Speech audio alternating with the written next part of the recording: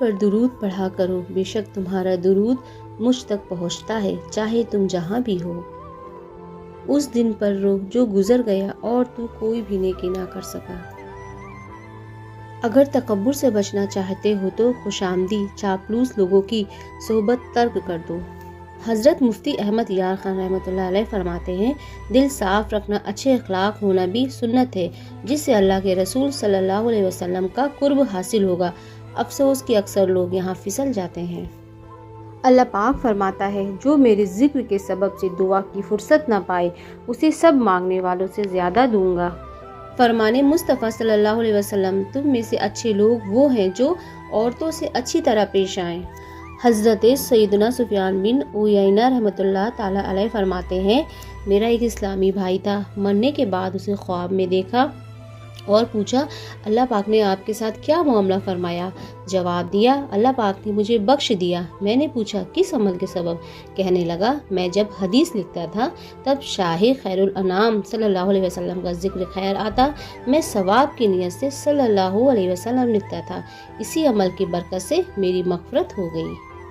جو کچھ آسمانوں میں ہے اور جو کچھ زمین میں ہے سب اللہ ہی کا ہے، اور جو باتیں تمہارے دلوں میں ہیں چاہے تم ان کو ظاہر کرو یا چھپاؤ، اللہ تم سے ان کا حساب لے گا، پھر جس کو چاہے گا معاف کر دے گا اور جس کو چاہے گا سزا دے گا، اور اللہ ہر چیز پر قدرت رکھتا ہے۔ مسلمان پر فرض ہے کہ وہ اسلام کا پیغام ان لوگوں تک پہنچائے جو اسلام سے ناواقف ہیں۔ اپنے رب کے راستے کی طرف سب لوگوں کو دعوت دو، حکمت اور اچھی نصیحت کے ساتھ۔ سحری کا وقت فجر سے پہلے کا ہوتا ہے، یہ سمے بہت برکت والا مانا جاتا ہے۔ سحری کرنا سنت ہے اور اسے نبی کریم صلی اللہ علیہ وسلم نے کبھی نہیں چھوڑا۔ سحری کرنے سے روزے میں طاقت ملتی ہے اور یہ آپ کی عبادت میں بھی مدد کرتا ہے۔ سحری کے وقت اٹھ کر دعائیں کرنا اور اللہ سے ہدایت مانگنا بہت فائدہ مند ہوتا ہے۔ سحری کے دوران کی گئی دعاؤں کو اللہ جلدی قبول کرتا ہے۔ اللہ فرماتا ہے، لوگوں تمہاری سرکشی کا بوال خود تمہارے اوپر ہی آنے والا ہے۔ چند دن کی دنیا ہے، زندگی کا نفع اٹھا لو، آخر کو ہمارے پاس ہی تمہیں لوٹ کر آنا ہے۔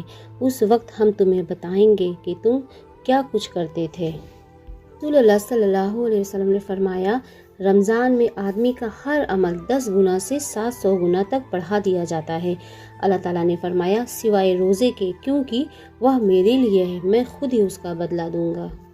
حضرت ارباز بن ساریہ بیان کرتے ہیں، رسول اللہ صلی اللہ علیہ وسلم نے رمضان میں مجھے سحری کی دعوت دیتے ہوئے فرمایا، مبارک کھانے کی طرف آؤ۔ کبیرہ گناہ پیشاب سے پاکی حاصل نہ کرنا۔ نبی صلی اللہ علیہ وسلم نے 2 قبروں کے پاس سے گزرتے ہوئے فرمایا، ان دونوں قبروں والوں پر عذاب ہو رہا ہے، ان میں سے ایک تو پیشاب کے چھینٹوں سے نہیں بچتا تھا اور دوسرا چغل خوری کیا کرتا تھا۔ نیک بننے کی کوشش اس طرح کرو جیسے حسین بننے کی کرتے ہو۔ جمعہ کی آخری گھڑیوں میں دعائیں قبول ہوتی ہیں کہ حضرت آدم کی پیدائش کا وقت ہے۔ جمعے کے دن صدقہ کرنے کا دگنا عرض ہے۔ الحدیث، صبح کے صدقے آفات کو دور کر دیتے ہیں۔ جہاں سچائی اور خلوص نظر آئے وہاں دوستی کا ہاتھ بڑھاؤ، ورنہ تمہاری تنہائی بہترین ساتھی ہے۔ علم سوال کرنے سے آتا ہے۔ فرمانے مصطفیٰ صلی اللہ علیہ وسلم، دعا آسمان اور زمین کا نور ہے۔ فرمانے مصطفیٰ صلی اللہ علیہ وسلم، بے شک اللہ پاک اور اس کے فرشتے جمعے کے دن امامہ باندھنے والوں پر درود بھیجتے ہیں۔ حضرت سیدنا عثمان غنی رضی اللہ تعالیٰ عنہ لوگوں کو امیروں والا کھانا کھلاتے اور خود گھر جا کر سرکہ اور زیتون پر گزارا کرتے۔ سیدنا سہل بن عبداللہ، سب سے بڑی کرامت یہ ہے کہ تو اپنے برے اخلاق کو اچھے اخلاق سے بدل ڈال۔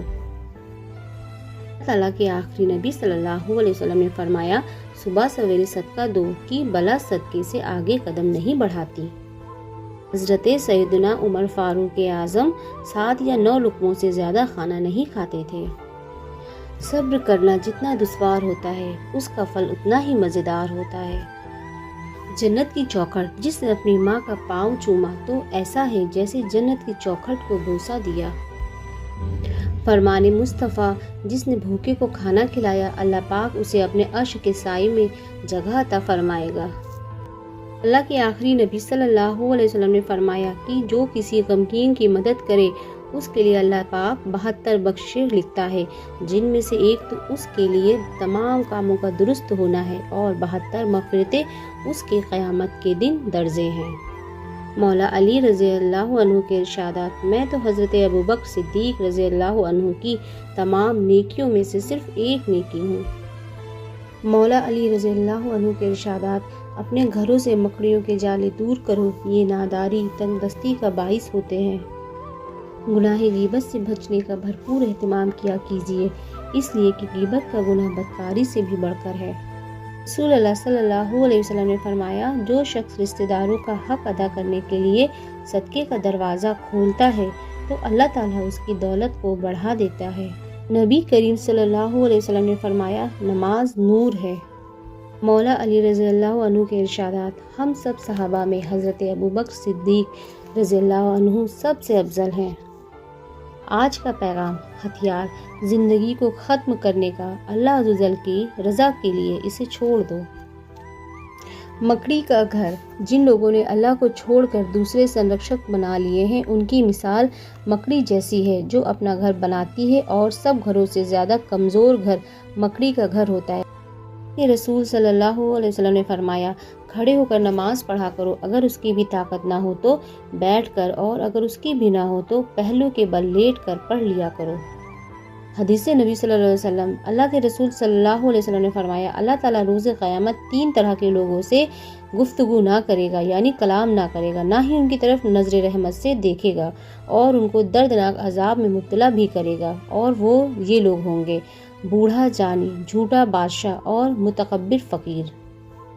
جو 4 باتوں پر ایمان نہ لائے وہ مومن نہیں۔ رسول اللہ صلی اللہ علیہ وسلم نے فرمایا: جب تک کوئی بندہ ان 4 باتوں پر ایمان نہ لائے تو وہ مومن نہیں ہو سکتا۔ پہلا، اس بات کی گواہی دے کہ اللہ کے علاوہ کوئی عبادت کے لائق نہیں۔ دوسرا، اس کی گواہی دے کہ میں اللہ کا رسول ہوں، اس نے مجھے حق کے ساتھ بھیجا ہے۔ تیسرا، مرنے اور پھر دوبارہ زندہ ہونے کا یقین رکھے۔ چوتھا، تقدیر پر ایمان لائے۔ نماز میں صفوں کے درمیان خالی جگہ نہ چھوڑیں۔ رسول اللہ صلی اللہ علیہ وسلم نے فرمایا: اپنی صفیں ملی ہوئی رکھو، کندھے سے کندھا اور قدم سے قدم ملا کر کھڑے ہو، اور صفوں کے درمیان نزدیکی کرو اور گردنیں برابر ایک دوسرے کی سیدھ میں رکھو۔ قسم ہے اس ذات کی جس کے ہاتھ میں میری جان ہے، یقیناً میں شیطان کو دیکھتا ہوں جو صف کے درمیان کی خالی جگہوں میں داخل ہوتا ہے، گویا کہ وہ بکری کا کالا بچہ ہے۔ قرآن کی کوئی سورت پڑھ کر سونا۔ رسول اللہ صلی اللہ علیہ وسلم نے فرمایا: جب مسلمان بستر پر سوتے وقت قرآن کی کوئی بھی سورت پڑھ لیتا ہے تو اللہ تعالیٰ اس کی حفاظت کے لیے ایک فرشتہ مقرر فرما دیتا ہے، اور اس کے جاگنے تک کوئی تکلیف دہ چیز اس کے قریب بھی نہیں آ پاتی۔ کریم صلی اللہ علیہ وسلم نے فرمایا: اگر انسان کو ایک وادی سونا بھر کے دے دیا جائے تو وہ دوسری کا خواہش مند رہے گا، اور اگر دوسری دے دی جائے تو تیسری کا خواہش مند رہے گا، اور انسان کا پیٹ قبر کی مٹی کے سوا اور کوئی چیز نہیں بھر سکتی، اور اللہ سبحانہ اس کی توبہ قبول کرتا ہے جو توبہ کرے۔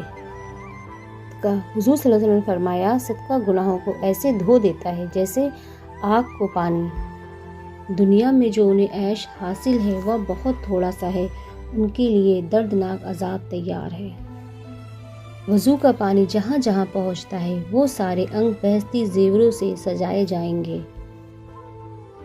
آج کے اعمال کا جائزہ لے لیجئے۔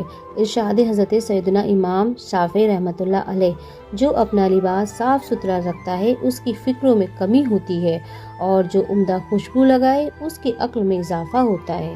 اللہ تعالیٰ سے مانگنے کی صفت کو نہ بھولا کیجیے، اس لیے کہ اللہ سے مانگنا ہی تمام عبادتوں کا خلاصہ ہے۔ مومن طعنہ دینے والا، لعنت کرنے والا، بے حیائی کی باتیں کرنے والا اور بد کلام نہیں ہوتا ہے۔ فرمان مصطفیٰ صلی اللہ علیہ وسلم: بے شک میں تم کو اپنی پیٹھ کے پیچھے سے بھی دیکھتا ہوں۔ اللہ صلی اللہ علیہ وسلم نے فرمایا: قرآن پڑھا کرو، کیونکہ یہ قیامت کے دن اپنے پڑھنے والوں کی شفاعت کرے گا۔ رسول اللہ صلی اللہ علیہ وسلم نے فرمایا: اذان اور اقامت کے درمیان دعا رد نہیں کی جاتی، افطار کے وقت دعا رد نہیں ہوتی۔ رسول اللہ صلی اللہ علیہ وسلم نے فرمایا: روزے دار کی دعا افطار کے وقت رد نہیں ہوتی۔ توبہ۔ نبی کریم صلی اللہ علیہ وسلم نے ارشاد فرمایا، اگر تم خطائیں کرتے رہو یہاں تک کہ تمہاری خطائیں آسمان تک پہنچ جائیں، پھر تم توبہ کرو تو اللہ تعالیٰ تمہاری توبہ قبول فرمائے گا۔ خوف خدا اور اچھے اخلاق۔ اللہ کے نبی صلی اللہ علیہ وسلم سے پوچھا گیا کہ کون سی چیز سب سے زیادہ لوگوں کو جنت میں داخل کرے گی؟ آپ صلی اللہ علیہ وسلم نے ارشاد فرمایا، اللہ کا خوف اور اچھے اخلاق کا معاملہ کرے۔ اللہ کے نبی صلی اللہ علیہ وسلم نے ارشاد فرمایا، اللہ تعالیٰ ایسے شخص پر رحم فرمائے جو بیچتے وقت، خریدتے وقت اور اپنے حق کا مطالبہ کرتے وقت نرمی سے کام لیتا ہے۔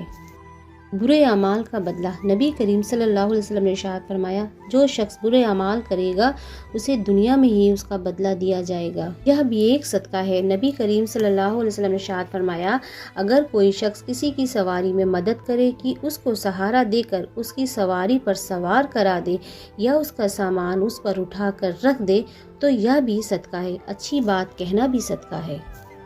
میں کانافوسی نہ کرے۔ اللہ کے نبی صلی اللہ علیہ وسلم نے ارشاد فرمایا، جب تم 3 آدمی ہو تو 2 آدمی اپنے ساتھی کو چھوڑ کر آپس میں کانافوسی نہ کیا کرو، کیونکہ اس سے اس کے دل کو تکلیف پہنچے گی۔